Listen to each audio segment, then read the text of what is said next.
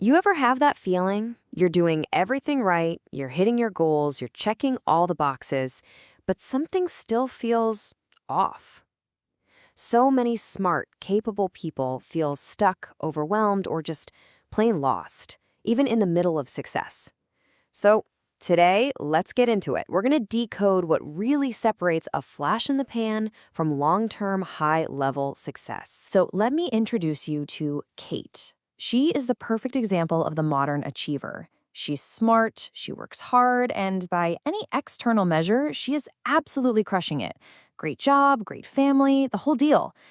But then, in a quiet moment, she says this, that despite all the success, she feels adrift, disconnected from the very life she poured her heart and soul into building. I mean, seriously, does that sound familiar? Have you ever felt that gap between the success everyone else sees on the outside and how you actually feel on the inside? That sense that you're just going through the motions, even if those motions are leading to some pretty impressive places. And this isn't some vague feeling of being tired. It's actually really specific. It's that feeling of excelling one minute, but then being totally wiped out the next. It's being motivated, sure, but not seeing that turn into any real lasting momentum. You know, you feel like you're adding value, but you're not really making the dent you want to make. You're talking with people, but you're not truly connecting. And all of it is underscored by that quiet, nagging feeling that something just isn't right. This right here, this is the unspoken struggle for so many high achievers.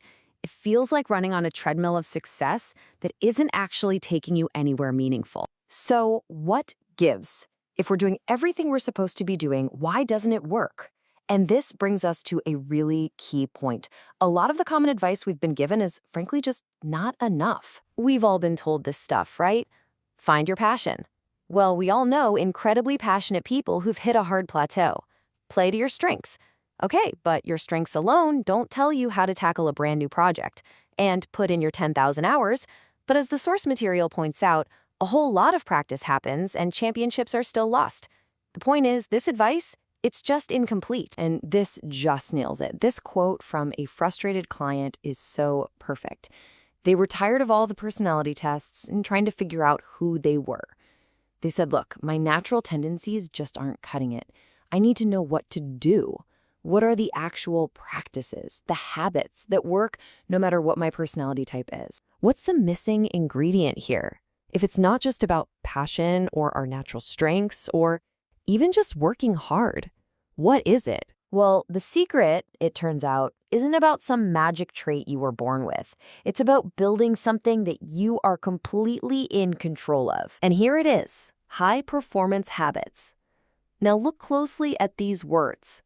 Deliberate, conscious, practiced. These are not personality traits. They are routines. And this should be incredibly exciting news, because it means high performance isn't something you either have or you don't. It's a skill. It can be learned. Just let that sink in for a minute. This is the big idea that changes the whole game. Sustained success isn't about your fixed identity. It's all about your intentional actions. Okay, so where do we even begin? Well, the most foundational habit of all is clarity. But probably not in the way you're used to thinking about it. See, most of us wait around hoping for some lightning bolt of inspiration, some magical moment that will give us clarity. High performers, they know that's not how it works. Think about it like a power plant. It doesn't just have energy, it generates it. In the same way, you don't find clarity. You have to actively and consistently generate it. So how do you do that? By focusing on these 4 areas, the future 4. First up, self. Get really clear on the ideal version of you that you want to be. Next, social. Decide with intention how you want to interact with the important people in your life. Third, skills. You got to identify the specific skills you absolutely must develop to win in the future. And finally, service. Define the contribution you want to make. How do you want to serve others? All right, now let's turn this idea into real immediate action.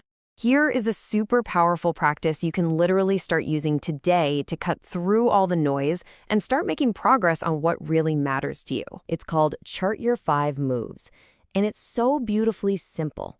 Take your biggest goal, your biggest dream, and then ask yourself this question. If there were only 5 major moves to get me there, what would they be? See, this isn't about a to-do list with 100 items. This is about finding the 5 big, game-changing projects. By focusing only on those 5 moves, you get rid of all the distractions and create a super clear path. Then you treat each move like its own project, break it down, and schedule it. That's how a huge dream becomes a totally manageable plan. So at the end of the day, it's time to completely reframe the conversation we have with ourselves about what it takes to succeed. Stop asking if you have the right personality or the right strengths. That's just the wrong question. The real question, the one that puts all the power right back into your hands, is this: what habits are you going to deliberately build to get where you want to go?